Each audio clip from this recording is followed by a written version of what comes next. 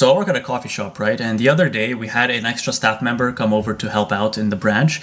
And, just talking, getting to know this person. And eventually, I was like, hey, so like, are you done school? What did you do? And she's like, oh yeah, long ago. And I thought, what? Aren't you like 19? She's like, no, I'm 27. I thought, wow, well, that's a similarity because, I always get guessed that my age is a lot younger than I really am. And I was like, so how old do you think I am? She's like, 20? Okay, well, I'm 26. And I've been getting this all my life. And I think this is actually, it's not that crazy, but I know a lot of people have had the same thing growing up, having that baby face. For example, I've been told I have a baby. I can't speak today. I've been told I have a baby face so many times, especially by women.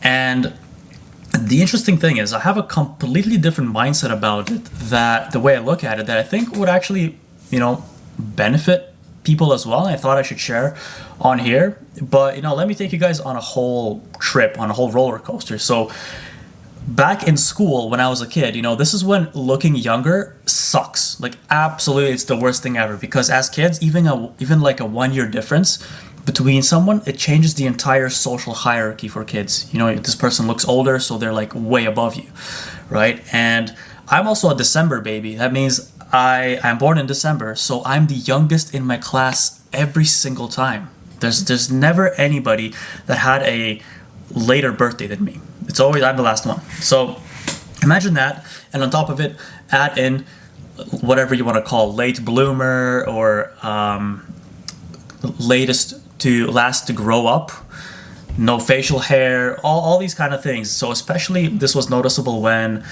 I was going into high school, and it's crazy because some people in the end of middle school had their growth spurts. Guys started looking, instead of kids, they started looking like guys. They got taller, their voices got deeper. Some of them, some cultures, they already start growing facial hair. And then by the time you're in high school, for someone like myself, I was completely behind. My entire friend group, they were like, what it looked like, twice as tall as me. And of course, in classes, you just be that one kid who's the smallest, youngest kid. Nobody cares. You look like a baby. None of the chicks look your way. Why would they? They are attracted to the older looking guys who look their age or older, especially if they have a beard. Imagine having a beard in high school. That was like absolutely crazy. And the point is that was a huge disadvantage because, well, for all those reasons, right? And even kids that are older than you or are younger than you, but they look older, they would assume authority because they think you're younger or like a couple grades lower. And eventually, for myself, I ended up really growing and maturing close to the end of high school. So, and still, going through university and everything, always looking really young. And it's just honestly a pain in the ass. And I thought, okay, I started working out at a pretty young age. At around 15 and a half, I started taking the gym seriously and doing all those things. But again, because at the time testosterone didn't even kick in, I couldn't even put on any muscle. Like I was just skinny. I weighed 110 pounds, 50 kilos, 110, 120 pounds. Imagine that.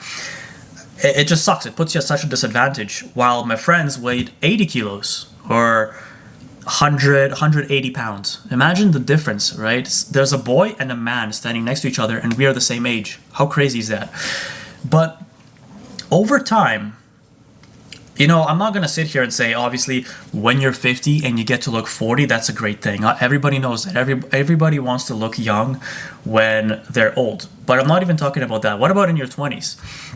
And the way I look at it now, okay, everybody that ever guesses my age, whether it's in their head and they just assume it, or if it's somebody you know or get to know, they think you're much younger. Now, hear me out for a second. Just follow this thought pattern along. Maybe, just maybe, if society thinks, I'm going to use myself as an example, I am actually 20, maybe I am biologically 20. Maybe my body is just slow at aging, and this is actually a superpower. So I get to have the life experience, the wisdom, the knowledge, the skills gained as a 26-year-old while still being able to be 20. Because to be honest, I don't feel a day older than when I was 20. I'm still just as energetic, leading an active lifestyle, overall very healthy. And I'm like, I may as well just be 20. Now, this isn't some kind of cope and trying to pretend you're younger than you are. Instead, it's more like, look at it this way. Imagine having all that extra experience, skills, and just time. This is like, it's just free time given to you, and time is literally the most valuable resource that you can never get back. Well, people who age slowly or who get older slower, they have that. So even though in our childhood, if you're anything like me, it's like almost suffering. Like, it just sucks to be the youngest or the youngest looking every single time. But then it becomes like, hey, you think I'm 20, but I'm like way more wise. I have skills I've never had before. When I was 20, I couldn't even talk to people. I'm the biggest introvert. Like, I don't want to speak to people. I had no idea how. I would just freeze up sometimes, I'd just be like, just, I don't know what to say. Thoughts wouldn't come out right. And I've had all this time to get my shit together, in a sense, at least communication-wise, learn how to talk to people, learn how to be more extroverted, I guess, because you have to be in this world, and how to network. But that's besides the point. The point is, for those of you who also have experienced this, if you just look at it this way, that, look, you just had an extra free 5 to 10 years on top of everybody else while still looking young, it's an absolute win. And yes, later, once you actually get old, well, I think it would be pretty sick that to be 40 and look 30. I think that's pretty cool.